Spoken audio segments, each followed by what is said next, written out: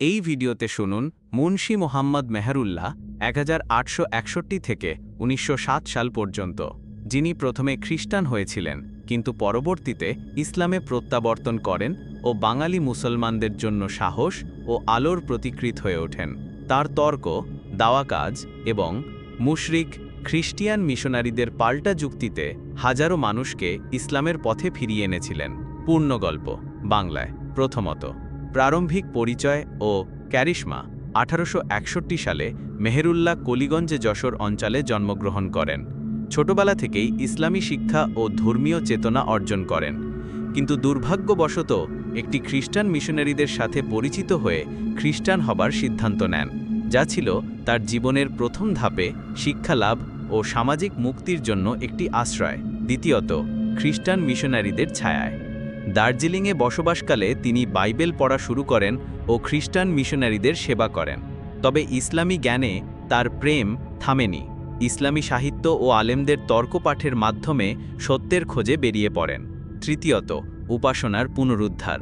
তিনি গান ও ইনকোয়েনিং ধর্মীয় তুলনামূলক গ্রন্থ পড়েন, যা তাকে দেখায় ইসলাম কেমন দৃষ্টান্ত স্থাপন করে।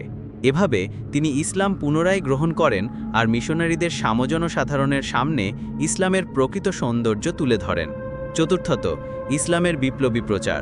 মেহেরুল্লাহ 1889 সালে মাদ্রাসায়ে কারামাতিয়া এবং ইসলাম ধর্মোত্তেজিকা সভা প্রতিষ্ঠা করেন। সামাজিক কাজ ও ইসলামী বিতর্কে তিনি অভিযাত্রীদের দৃষ্টিভঙ্গি পাল্টে দেন। তার কলাম বারবার মুসলিম পত্রিকায় প্রচার পায়। তার কার্যক্রমে তিনি নজির স্থাপন করেন। পঞ্চমত, রাজনৈতিক ও সাহিত্যিক অবদান। ইসাই বা খ্রিস্টিয়ানি ধোঁকা, ভাঞ্জন, খ্রিস্টীয় ধর্মের আসরতা, রড্ডে খ্রিস্টিয়ান ও দালালিল ইসলাম ইত্যাদি গ্রন্থে খ্রিস্টানদের তত্ত্বের বিরুদ্ধে যুক্তিসঙ্গত বিশ্লেষণ করেন, যা আজও ইসলামী গবেষক ও দাওয়াতিদের কাছে গুরুত্বপূর্ণ উৎস হিসেবে গণ্য হয়। ষষ্ঠত, উপসংহার ও শিক্ষা। মেহেরুল্লাহ 1907 সালে মৃত্যুবরণ করেন, কিন্তু তার জীবন শুদ্ধতা, তাওয়াক্কুল ও সাহসের অনুকরণীয় চিত্র হয়ে আছে। তিনি দেখিয়েছেন, সত্যের পথে চললে আল্লাহ অবশ্যই কর্মগুলো ফলযুক্ত করে দেন।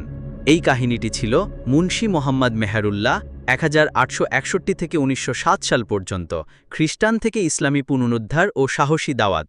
ভিডিওটি ভালো লাগলে দয়া করে চ্যানেলটি সাবস্ক্রাইব করতে ভুলবেন না।